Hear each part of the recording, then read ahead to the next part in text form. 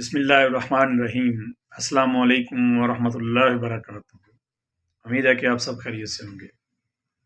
آج میں جو آسان ٹپ بتانے والا ہوں اپنے دوستوں کو، وہ پھٹی ہوئی ایڑیوں کے متعلق ہے۔